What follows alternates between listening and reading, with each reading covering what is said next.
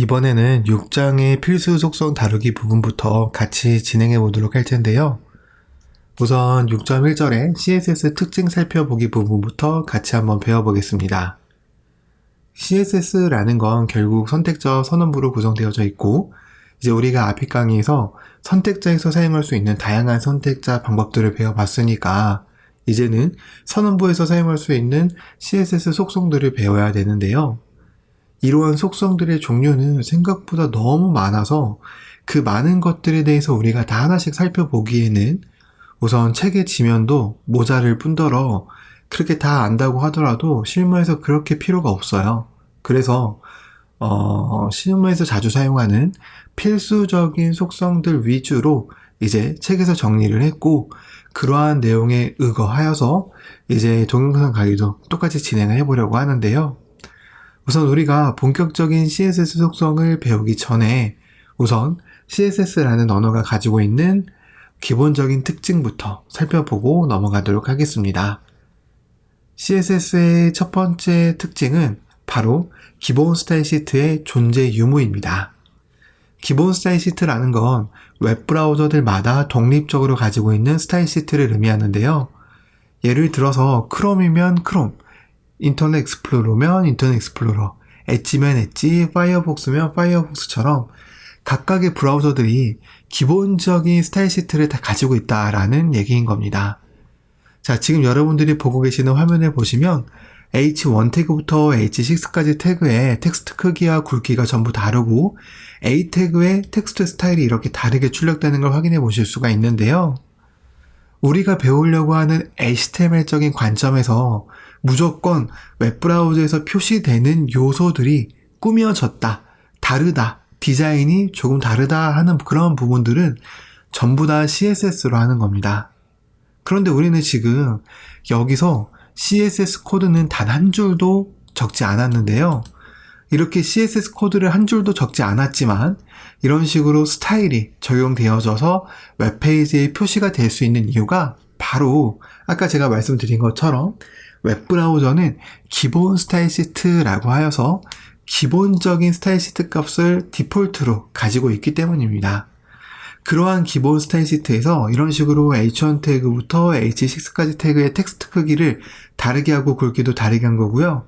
링크 같은 경우는 밑줄이 생기게 하고, 링크를 방문한 적이 없으면 파란색, 방문한 적이 있으면 지금처럼 이렇게 보라색 계열로 보이게끔, 이러한 모든 스타일이 브라우저들이 가지고 있는 기본 스타일 시트에서 정의가 되어져 있는 겁니다. 그래서 우리는 항상 웹브라우저들마다 이런 기본 스타일 시트가 있다라는 걸 잘 기억을 해줘야 되는데요. 그 다음으로 이제 우리가 살펴볼 CSS의 특징 중은 하나가 뭐가 있냐면 바로 적용 우선순위와 개별성이라는 게 있습니다. 자, 이 적용 우선순위와 개별성이라는 개념은 어떻게 보면 우리가 앞으로 CSS를 배우고 적용하는 데 있어서 가장 핵심이 되는 개념일 수도 있어요. 일단 이게 무엇인지 간단하게 설명을 드리면, 예를 들어서 이렇게 p 태그에 텍스트 색상을 파란 색깔로 지정하는 것과 이렇게 빨간 색깔로 지정하는 것 두 개가 있다라고 가정을 해보도록 할게요. 그러면 이 코드를 실행해 봤을 때 과연 이 똑같은 두 개의 스타일 중에서 어떤 게 적용이 되어져서 웹페이지에 보여지게 될까요? 한번 확인을 해보면 이렇게 보시는 것처럼 파란 색깔이 적용이 되어져서 웹브라우저에 표시가 되는 걸 확인해 보실 수가 있는데, 우리가 이러한 실행 결과를 바라볼 때 그냥 단순하게 나중에 작성된 게 적용되어져서 실행된 거구나 라고 생각하기에는 너무 위험한 생각이다라는 거죠.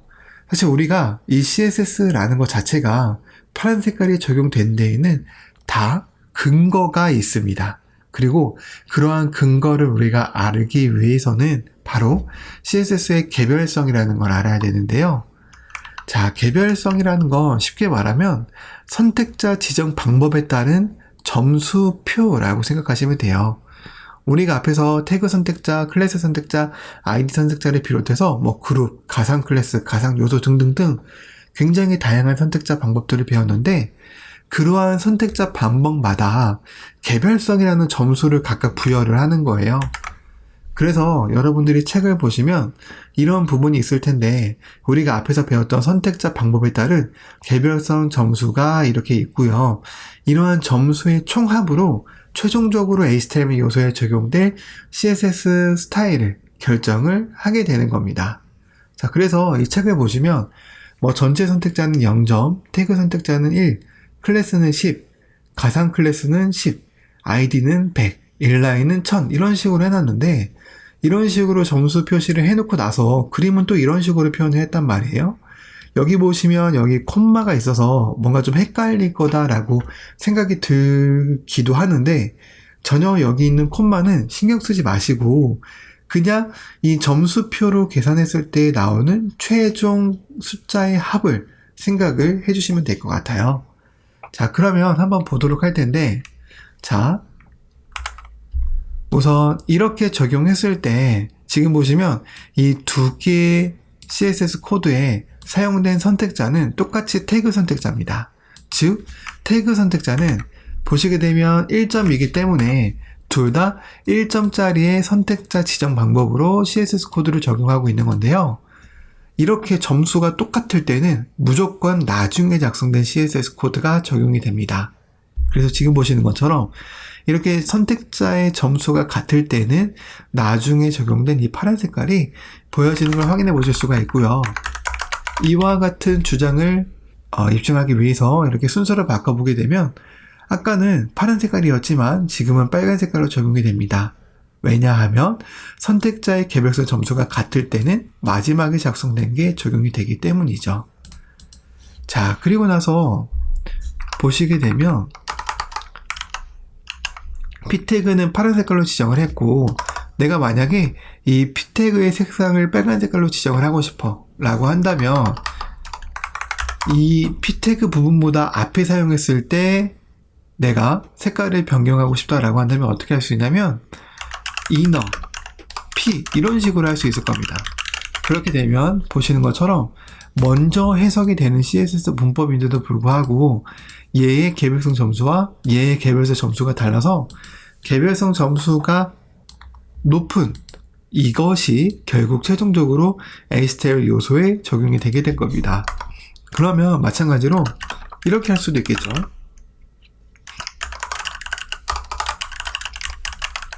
그러면 코드를 저장해 보면 보시는 것처럼 최종적으로는 오렌지 색깔이 적용된 걸 확인해 보실 수가 있는데요. 이처럼 이 개별성 점수를 다 고려하여서 내가 만약에 똑같은 대상에 속성을 적용하고 있다 라고 한다면 이 중복되는 속성에 한해서는 무조건 개별성 점수가 높은 것에 따라간다라는 사실을 잘 기억을 해두셔야 될 것 같습니다. 그리고 CSS에는 상속이라는 특징도 있는데요. 이 상속이라는 특징을 현대세계에 대입을 해보면 부모의 유산을 자식이 물려받는 걸 말하잖아요. 이를 CSS 세계에 대입을 해보면 부모 요소가 가지고 있는 CSS 속성을 자식이 물려받는 걸 CSS에서 상속이라고 합니다. 자, 그러면 이러한 상속이 어떠한 의미인지 간단하게 코드를 통해서 살펴보면요. 보시는 것처럼 이 박스라는 클래스의 color red라고 이렇게 적용을 하고 코드를 실행해 볼게요. 그럼 지금 보시는 것처럼 나는 분명히 P 요소에다가 색상을 지정한 게 아니라 박스라는 클래스를 가지고 있는 div 요소에 컬러 속성을 적용했을 뿐인데 이렇게 그 하위에 있는 텍스트의 색상도 빨간 색깔로 변경이 되어져서 출력된 걸 확인해 보실 수가 있죠. 바로 이러한 부분이 상속 때문에 이런 결과가 나타나게 되었다라고 보면 되는 건데 이 상속이라는 건 결국 부모 요소가 가지고 있는 CSS 속성을 자식 요소가 물려받는 거기 때문에 지금 보시는 것처럼 이 박스라는 클래스의 컬러 속성이 적용되어져 있다라고 한다면 inner라는 클래스는 박스라는 클래스 부분부터 컬러 속성을 물려받고 그리고 이 P 태그로 작성된 요소도 inner라는 클래스부터 컬러 속성을 물려받기 때문에 물려주고 물려줘서 최종적으로 P 태그의 텍스트 색상이 이런 식으로 빨간 색깔로 적용이 되는 것을 확인해 보실 수가 있습니다. 그래서 이런 상속이라는 특징을 잘 알아두고 활용하면 CSS 코드를 굉장히 단순하게 작성할 수도 있어요. 예를 들면 여기에 p 태그가 이런 식으로 두 개가 사용되어졌다라고 가정을 해볼게요. 근데 내가 만약에 이 p 요소의 텍스트 색상을 3333으로 적용하려고 해 라고 한다면 이제 우리는 어떻게 할 수 있냐면 그냥 뭐 이런 식으로 하겠죠. 박스에 p는 컬러 333 이런 식으로. 그러면 박스라는 클래스 하위에 있는 p 요소의 텍스트 색상은 333이 될 테니까요. 그런데 만약 내가 그냥 애초에 이 박스라는 클래스 하위에 오는 모든 p 태그의 색상이 동일하다라고 한다면 그냥 굳이 이렇게 여기까지 나아갈 필요도 없이 그냥 이런 식으로 상속이라는 개념을 적극 활용하여 가장 부모 요소에 해당하는 부분에 컬러 속성을 적용을 해도 똑같은 결과가 나온다라는 걸 이제 우리는 잘 기억을 해둬야 됩니다. 그리고 이제 우리가 CSS에서 사용할 수 있는 단위를 아는 것도 중요한데요. 이러한 단위 같은 경우는 제가 책에 이런 식으로 절대 단위와 상대 단위를 비롯하여서 실무에서 자주 사용하는 단위를 정리를 해놨습니다. 여기 정리되어져 있는 단위를 한번 적용을 해보도록 할 건데요. 보시게 되면 이제 우리가 단위를 사용해서 값을 지정하는 속성들 중에서 대표적으로 폰트 사이즈 속성이 있기 때문에 폰트 사이즈 속성으로 예시를 한번 들어보도록 할 건데요. 이 폰트 사이즈 속성은 텍스트에 표시되는 폰트 크기를 지정할 때 사용하는 속성이라고 생각하시면 됩니다. 자, 우선 픽셀이라는 단위 먼저 사용을 해봤는데요. 모든 웹브라우저의 기본 폰트 크기는 16픽셀입니다. 그래서 이런 식으로 내가 CSS로 16픽셀로 지정한다라고 하더라도 그렇게 폰트 크기에서는 차이가 나지 않는다라는 걸 참고로 기억을 해두시면 될 것 같고요. 그 다음에 EM이라는 단위가 있는데 EM이라는 단위는 부모 요소의 폰트 사이즈의 배열을 의미해요. 만약 이 P 요소의 부모 요소가 이너라는 클래스를 가지고 있는 div 태그인데 해당 이너라는 클래스가 가지고 있는 div 태그의 폰트 크기가 16픽셀이면 얘도 16픽셀이 됩니다. 왜? 부모의 폰트 크기부터 물려받아서 그 부모의 폰트 크기의 배수로 적용이 되기 때문에 부모가 16픽셀이면 얘도 결국 16픽셀입니다. 근데 만약 부모가 16픽셀이 아니라면 32픽셀이라면 그러면 보시는 것처럼 텍스트 크기가 늘어났죠? 실제로 검사를 해보면은 얘가 이런 식으로 32픽셀로 변경된 걸 확인하실 수가 있기 때문에 이너라는 클래스의 폰트 사이즈는 32픽셀이 되었고 그리고 나서 P 요소는 1배율이라서 해당 P 요소는 무조건 32픽셀로 이렇게 출력이 되게 되는 겁니다. 자, 그러면 이 EM 말고 또 뭐가 있냐면 REM이라는 단위가 있는데 이 REM이라는 단위는 무조건 최상위인 HTML 요소의 폰트 크기에 따라서 값이 달라집니다. 자, 예를 들어서 보시면 1REM, 뭐 100REM 이런 식으로 하게 되면 10REM 하게 되면 얘가 지금 보시는 것처럼 폰트 크기가 160픽셀이 나오는 걸 확인해 보실 수가 있는데요. 160픽셀이 나올 수 있는 근거가 이제 REM 같은 경우는 최상위 HTML 태그의 폰트 크기에 영향을 받기 때문인데 예를 들어서 내가 이렇게 HTML 태그의 폰트 사이즈가 25픽셀이다. 그리고 얘는 2REM이다. 라고 한다면 무조건 P 요소는 50픽셀로 계산이 되어져서 보여지게 됩니다. 이러한 것처럼 이제 REM과 EM의 차이는 부모로부터 물려받아서 배수로 정하느냐 아니면 최상위 요소, HTML 요소에서 물려받아서 배열을 지정하느냐에 대한 차이만 있을 뿐이다 라고 생각하시면 됩니다. 이것과 더불어 이제 또 뭐가 있냐면 퍼센트가 있는데요. 예를 들어서 내가 이렇게 80%라고 했다. 그러면 얘는 웹브라우저의 모든 폰트는 16픽셀이니까 0.8 하면 여기서 나온 수치가 폰트 사이즈 크기가 됩니다. 이런 식으로 퍼센트 값도 사용할 수 있고요. VW나 VH 값을 사용할 수도 있는데 이렇게 되면은 너무 막 폰트 크기가 커지니까 이 폰트 크기를 지정하는 단위 입장에서는 VW와 VH까지는 많이 사용할 일이 없어서 이러한 부분은 나중에 VW와 VH가 필요할 때 제가 그때 다시 설명을 하도록 하겠습니다. 그러면 결국 우리가 %EM, REM을 배웠기 때문에 이제 이 정도에 대해서 단위는 마무리해도 될 것 같고요.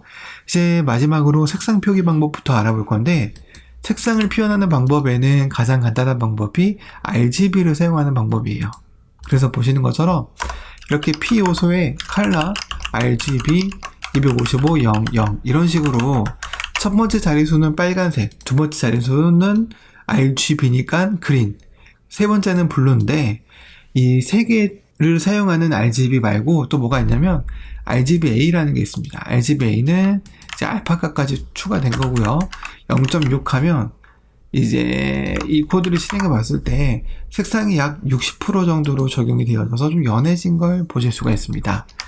그리고 이거 말고 이제 우리가 시험에서 자주 사용하는 16진수 표기 방법도 있어요. 16진수 표기 방법은 뭐냐면 앞에 두 자리, 중간에 두 자리, 끝에 두 자리가 어떤 걸 의미하는지 알아보기 위해서 한 거고요. 자, 그러면은 RGB, RGBA, 그 다음에 16진수 요 세 종류만 알고 계시면 될 것 같네요.